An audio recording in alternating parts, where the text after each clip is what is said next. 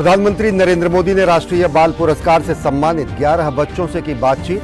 कल राष्ट्रपति द्रौपदी मुर्मू ने 11 बच्चों को कला, संस्कृति, साहस, नवाचार, सामाजिक सेवा और खेल के क्षेत्र में असाधारण उपलब्धियों के लिए दिए थे पुरस्कार।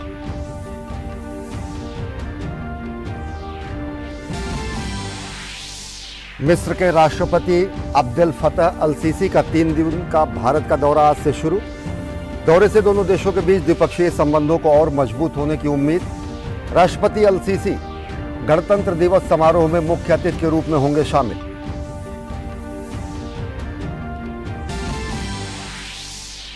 दिल्ली में आज भी नहीं हो पाया मेयर और डिप्टी मेयर का चुनाव। हंगामे की भेंट चढ़ी दिल्ली नगर निगम की कार्यवाही।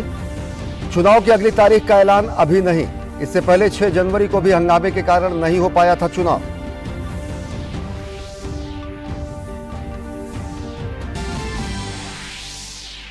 आईटी मंत्री अश्विनी वैष्णव और शिक्षा मंत्री धर्मेंद्र प्रधान ने स्वदेशी मोबाइल ऑपरेटिंग सिस्टम भार ओएस का किया परीक्षण। भारत में सशक्त, स्वदेशी, आत्मनिर्भर डिजिटल इंफ्रास्ट्रक्चर के विजन को पूरा करने की दिशा में महत्वपूर्ण पहल। सॉफ्टवेयर को commercial of the shelf handset पर किया जा सकता है इंस्टॉल। यूजर्स की हाईटेक सिक्योरिटी और प्राइवेसी का रखेगा ध्यान।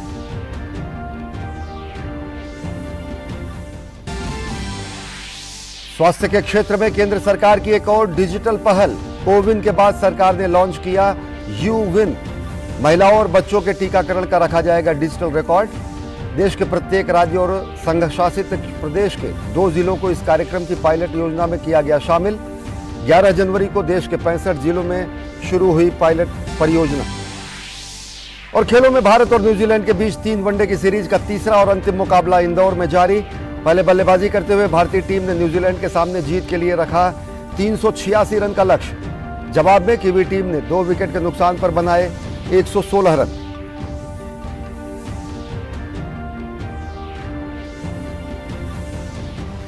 नमस्कार, मैं हूं अश्विनी कुमार मिश्र। देखते खबरों को विस्तार से। प्रधानमंत्री नरेंद्र मोदी ने आज प्रधानमंत्री राष्ट्रीय बाल पुरस्कार विजेताओं से बातचीत की। प्रधानमंत्री ने आज शाम अपने आवास 7 लोक कल्याण मार्ग पर देश के बाल नायकों से बातचीत की। राष्ट्रपति द्रौपदी मुर्मू ने कल नई दिल्ली के विज्ञान भवन में प्रधानमंत्री राष्ट्रीय बाल पुरस्कार प्रदान किए थे। 11 बच्चों को कला, संस्कृति, साहस, नवाचार, सामाजिक सेवा और खेल के क्षेत्र में असाधारण उपलब्धियों के लिए ये पुरस्कार दिए गए। राष्ट्रपति ने पुरस्कार विजेताओं को एक पदक, प्रमाण पत्र और 1 लाख रुपए नकद प्रदान किए। पुरस्कार पाने वाले बच्चों में 11 राज्यों और केंद्र शासित प्रदेशों के 6 लड़के और 5 लड़कियां शामिल हैं। प्रधानमंत्री राष्ट्रीय बाल पुरस्कार जीतने वाले बच्चों से आज केंद्रीय मंत्री स्मृति ईरानी ने प्रधानमंत्री संग्रहालय में मुलाकात की। पुरस्कार जीतने वाले बच्चों ने पदक जीतने पर खुशी जाहिर की, तो बच्चों के माता और पिता ने बच्चों के सुनहरे भविष्य के लिए उम्मीद जाहिर की।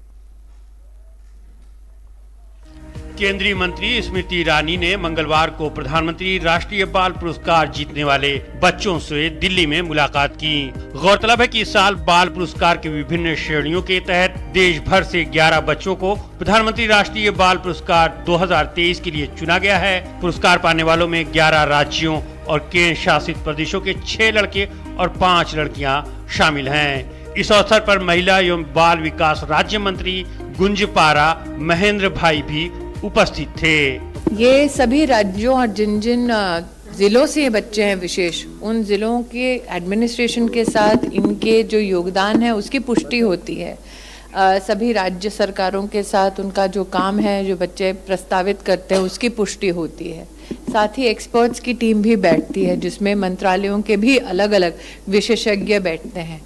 उनका जो मंथन होता है उसमें से नाम फिर चुने जाते हैं। इस अवसर पर डीडी न्यूज से बात करते हुए पुरस्कार प्राप्त करने वाले बच्चों ने पुरस्कार पाने पर खुशी जाहिर करते हुए अपने अनुभवों को साझा करते हुए बताया कि कैसे उन्होंने अपने जीवन में मेहनत की है। उन्होंने बताया कि भविष्य में उनके कुछ कर गुजरने के सपने हैं, इसलिए वे किस प्रकार से आगे बढ़ेंगे इसके रास्ते को भी उन्होंने साझा किया। मुझे ये अवार्ड इनोवेशन के लिए मिला है।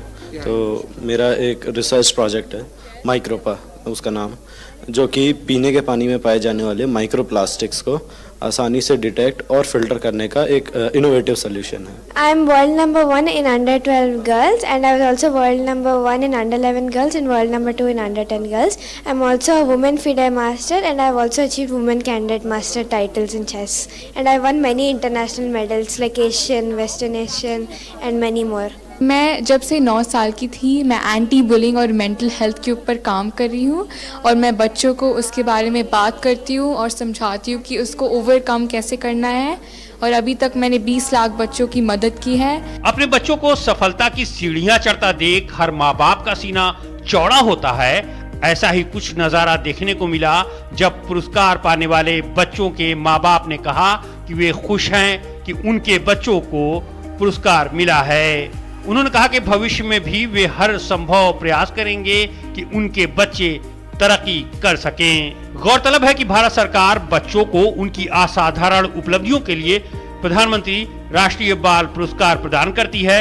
ये पुरस्कार 5 से 18 वर्ष के आयु वर्ग के बच्चों को 6 श्रेणियों कला और संस्कृति, बहादुरी, नवाचार, शैक्षिक सामाजिक सेवा और खेल में उनकी उत्कृष्टता के लिए प्रदान किया जाता है, जो राष्ट्रीय मान्यता के पात्र हैं। बाल पुरस्कार जीतने वाले प्रत्येक पुरस्कार विजेता को एक पदक, 1 लाख रुपए का नकद पुरस्कार और एक प्रमाण पत्र दिया जाता है। Vikramjit Singh, DD News, Delhi. मिस्र के राष्ट्रपति अब्देल फतह अल सीसी आज 3 दिवसीय राजकीय यात्रा पर नई दिल्ली पहुंच गए हैं। मिस्र के राष्ट्रपति अब्देल फतह अल सीसी गणतंत्र दिवस समारोह में मुख्य अतिथि होंगे। राष्ट्रपति अब्देल फतह अल सीसी प्रधानमंत्री नरेंद्र मोदी के साथ पारस्परिक हित के द्विपक्षीय, क्षेत्रीय और वैश्विक मुद्दों पर द्विपक्षीय बैठक और प्रतिनिधिमंडल स्तर की वार्ता में हिस्सा लेंगे। भारत यात्रा के दौरान वे भारतीय व्यापार समुदाय के साथ भी बातचीत करेंगे।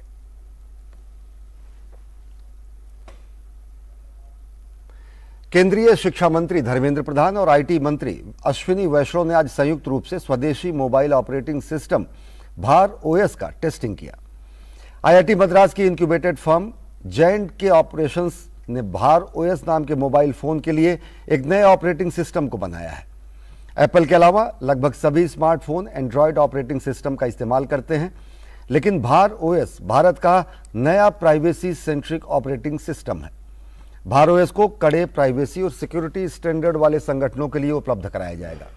नया स्वदेशी ओएस प्रधानमंत्री नरेंद्र मोदी के आत्मनिर्भर भारत के दृष्टिकोण के तहत तैयार किया गया है। भार ओएस एक स्वदेशी मोबाइल ऑपरेटिंग सिस्टम है।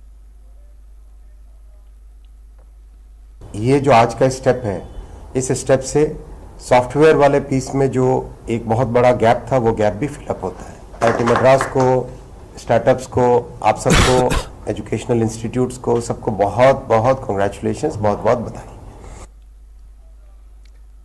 People don't want any system like this to succeed. So we have to be very careful, very cautious, very persistent.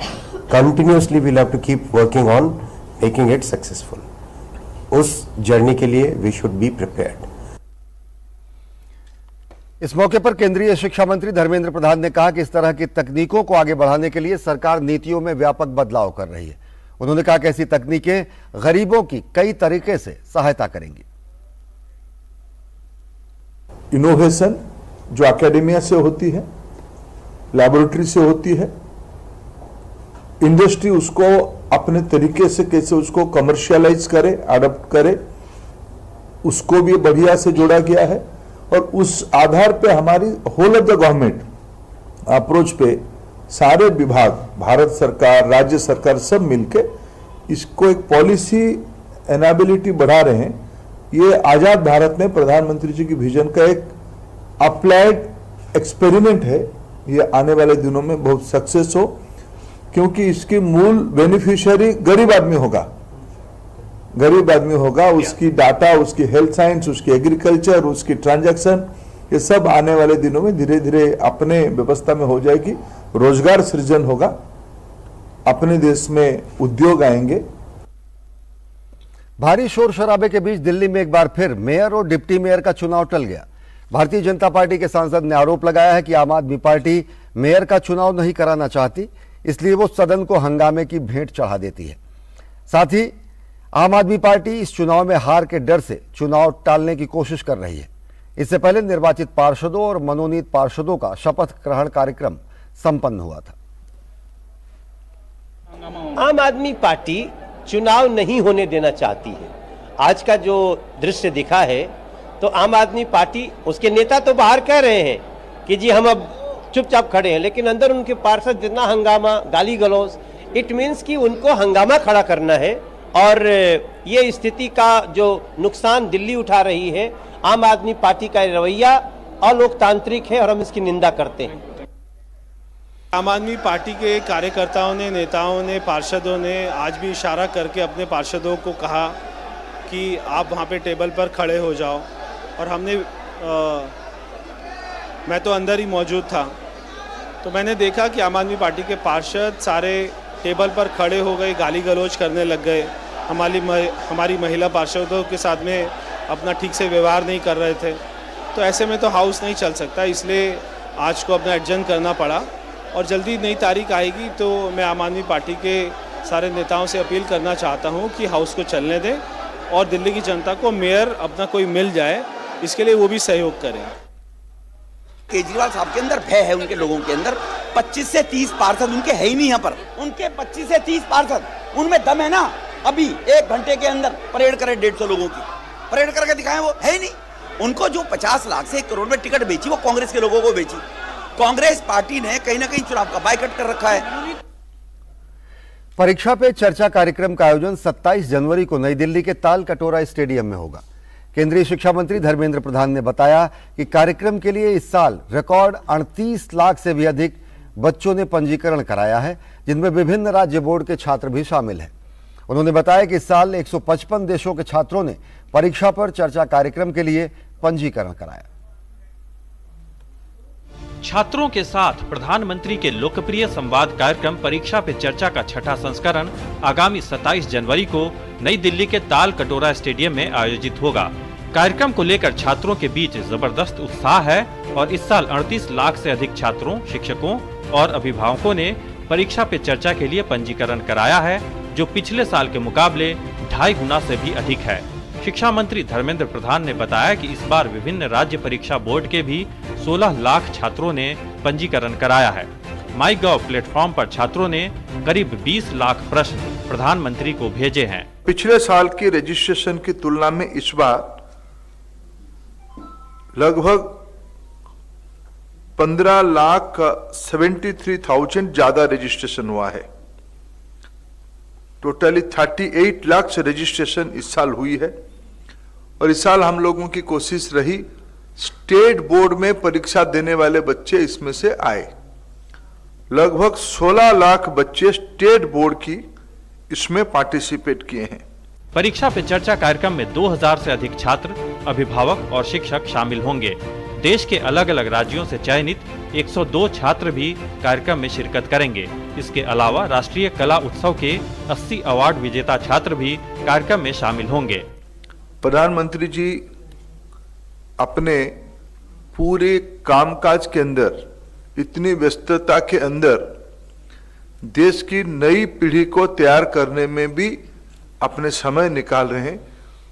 As a guardian, as a parent और एज ए मेंटोर, उन्होंने परीक्षा पे चर्चा को खुद lead करने का काम किया। 2018 में शुरू हुआ परीक्षा पे चर्चा कार्यक्रम देश भर के छात्रों के बीच बेहद लोकप्रिय है और प्रधानमंत्री इस कार्यक्रम के जरिए छात्रों को परीक्षा के तनाव से बेहतर तरीके से निपटने के गुर बताते हैं। बच्चों में परीक्षा के तनाव को दूर करने, उनके सपनों को नई उड़ान देने और उन्हें एग्जाम वॉरियर बनाने में ये कार्यक्रम काफी मददगार साबित हो रहा है। Nishant Saurabh, DD News, Delhi. महाराष्ट्र के मुख्यमंत्री एकनाथ शिंदे और उप मुख्यमंत्री देवेंद्र फडणवीस ने आज नई दिल्ली में केंद्रीय गृह मंत्री अमित शाह से मुलाकात की। केंद्रीय गृह मंत्री ने ट्वीट करके इस विषय में जानकारी दी। उन्होंने ट्वीट में बताया, मुलाकात में महाराष्ट्र की चीनी मिलों के प्रतिनिधिमंडल भी शामिल थे।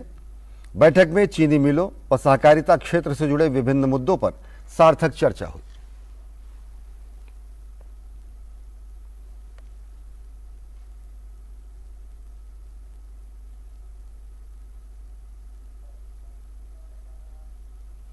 रक्षा मंत्री राजनाथ सिंह ने नई दिल्ली में आयोजित शीर्ष समिति की बैठक के दौरान आगामी एरो इंडिया की तैयारियों की समीक्षा की।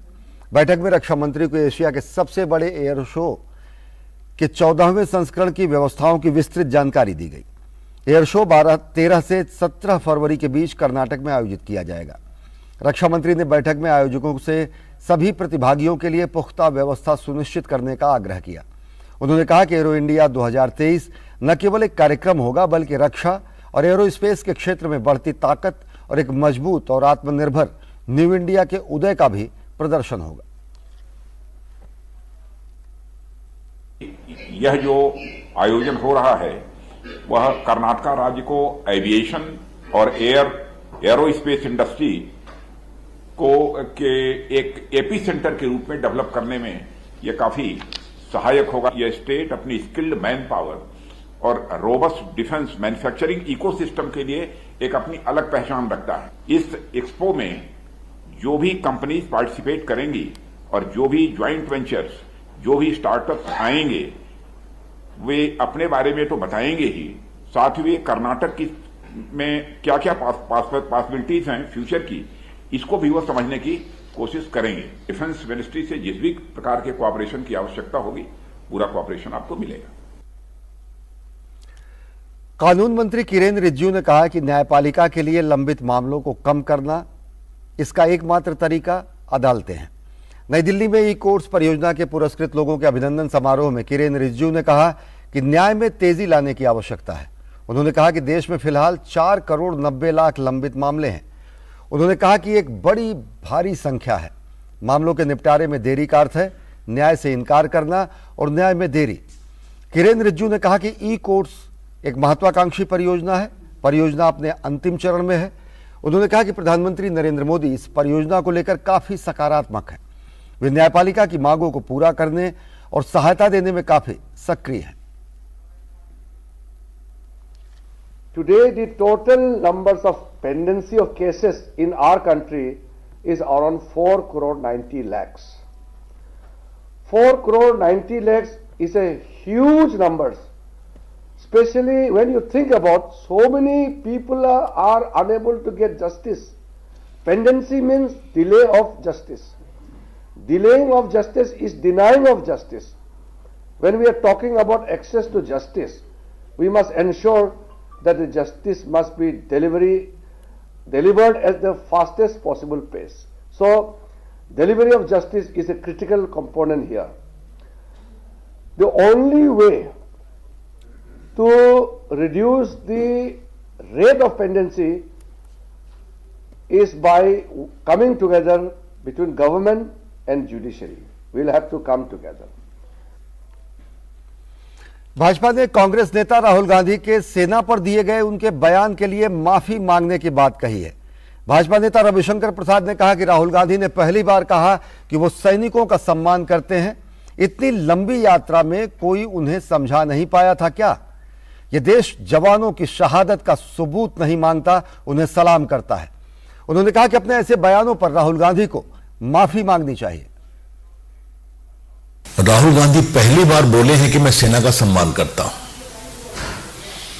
जो पार्टी की ओर से गंभीर सवाल उठाए गए थे उसको उन्होंने पहली बार कहा कि हम सेना का सम्मान करते हैं।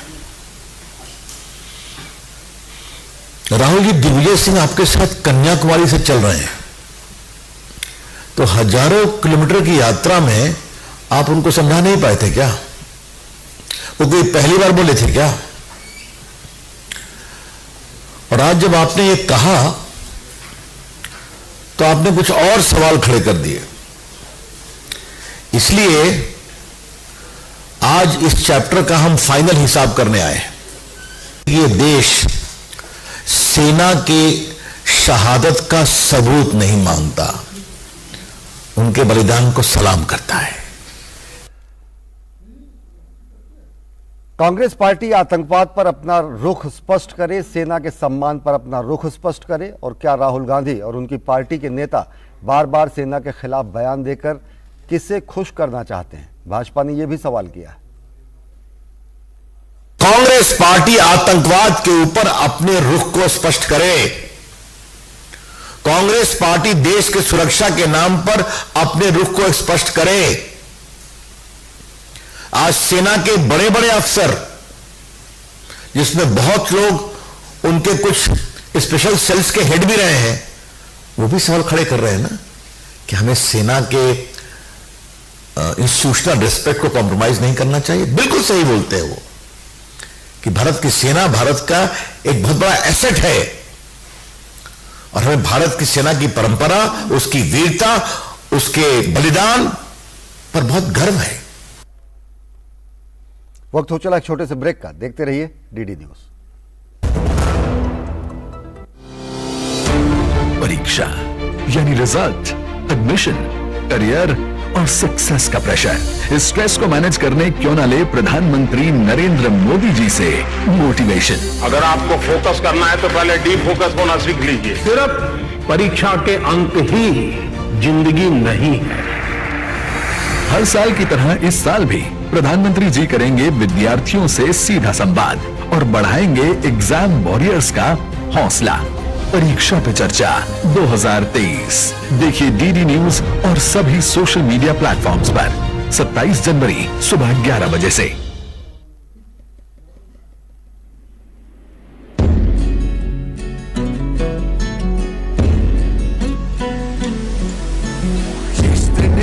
Langon pe Spartan dan pe gyal khapi Sondo so jani serce na sosyas peski talbi Rikshum chos luk so inna kyagar yulir gyudzin Garga capucento Sparta dan perewai Lada wimas kuni Nina solvamos lami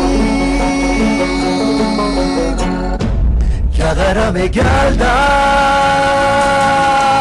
Tus gyums dan polusi Dosun çadar Bundes beji gyuri Kagara me galdar Tus gyums dan bolusi Rijal dosun çadar Bundes beji gyuri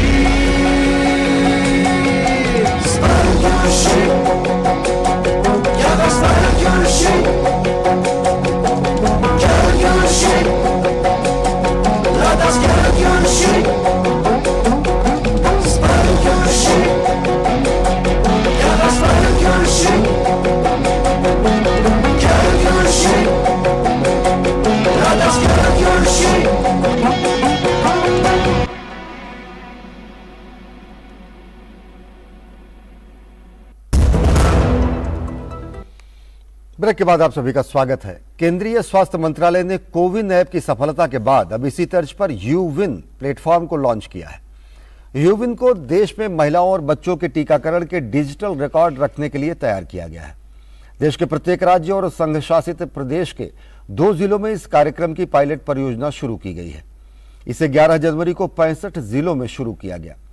यूविन digital platform पर प्रत्येक गर्भवती महिला को पंजीकृत किया जाएगा और इसमें उनके टीकाकरण के रिकॉर्ड रखे जाएंगे।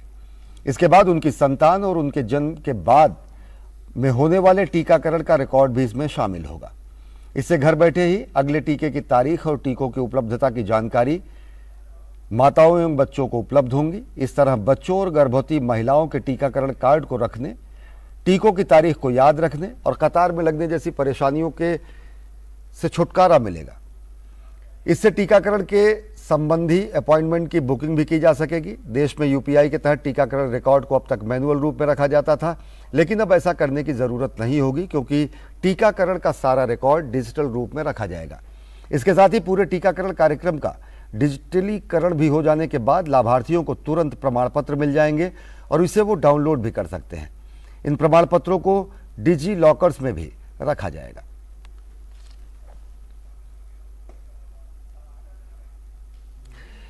मथुरा में केंद्रीय विद्यालय में परीक्षा पे चर्चा कार्यक्रम की तैयारियों के तहत एक ड्राइंग और पेंटिंग प्रतियोगिता का आयोजन किया गया, जिसमें 17 विद्यालयों के बच्चों ने हिस्सा लिया।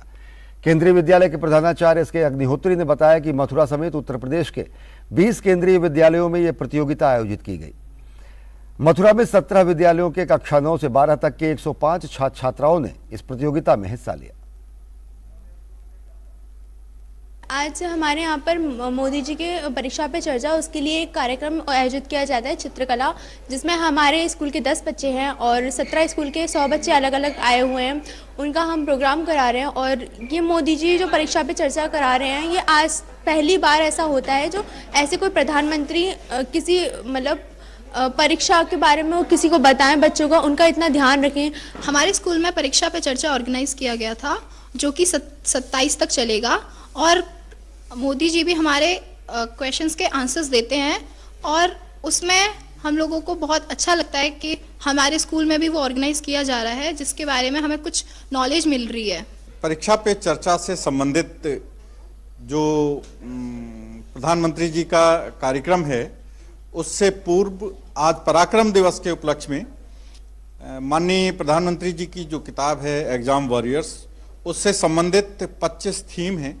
उन थीम से रिलेटेड एक चित्रकला प्रतियोगिता का आयोजन किया गया है, जिसमें कक्षा 9 से 12 तक के विद्यार्थी प्रतिभाग कर रहे हैं। कला प्रतियोगिता में हिस्सा लिया है और हम 3 निर्णायक यहाँ पर हैं। हम जजेस ने मिलकर के इन 5 उच्च स्थान प्राप्त करने वाले विद्यार्थियों का चयन किया है और ये विद्यार्थी, जैसा कि दिशा निर्देश है, अपने प्रथम, द्वितीय, तृतीय आदि स्थानों का सर्टिफिकेट प्राप्त करेंगे और साथ साथ इनको सबको एक एग्जाम वॉरियर्स जो प्रधानमंत्री जी की पुस्तक है उसकी एक प्रति भी दी जाएगी। और बनारस से डिब्रूगढ़ के बीच 3200 किलोमीटर की लंबी यात्रा पर निकला MV गंगा विलास क्रूज अपनी बेहतरीन सुविधाओं के लिए चर्चा में है। दुनिया के सबसे लंबे रिवर क्रूज यात्रा मार्ग का डीडी न्यूज संवाददाता चंद्रशेखर ने लिया जायजा। तो हम पहुंच चुके हैं दुनिया के सबसे लंबे river cruise MV Ganga Vilas river cruise में, और क्या है ये रिवर क्रूज और किस तरीके की फैसिलिटीज यहाँ पर हैं, वो सब आपको आज हम दिखाने वाले हैं। और पहली बार डीडी न्यूज़ पर आप ये चीज़ सबसे देखेंगे। हम चल रहे हैं ऊपर की तरफ और देखते हैं कि यहाँ पर क्या क्या फैसिलिटीज़ रखी गई है और क्या क्या यहाँ पर जो फैसिलिटीज़ हैं वो यहाँ के स्विस सैलानियों को दी जा रही हैं।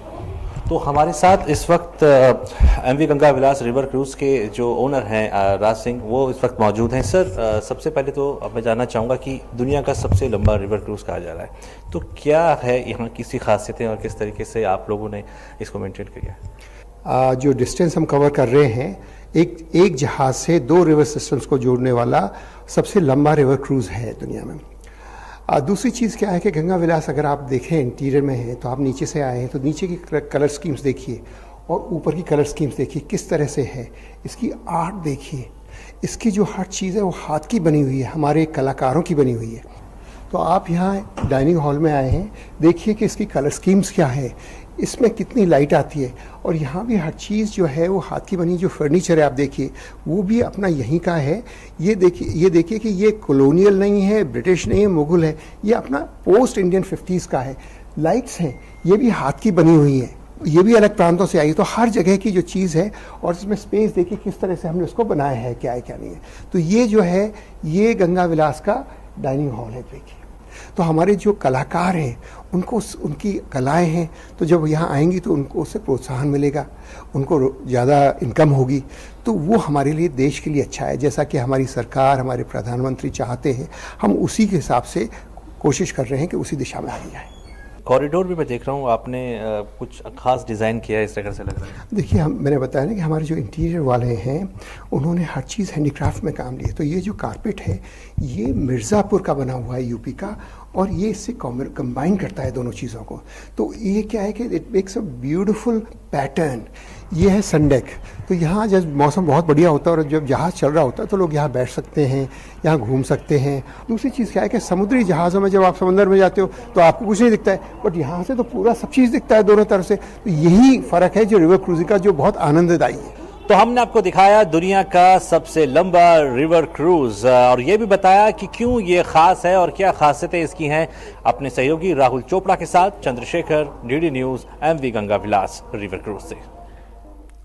एमवी गंगा विलास क्रूज यानी गंगा पर तैरता जलमहल। तो बुलेटिन में फिलहाल इतना ही। डीडी न्यूज पर खबरों का सिलसिला जारी है। नमस्कार।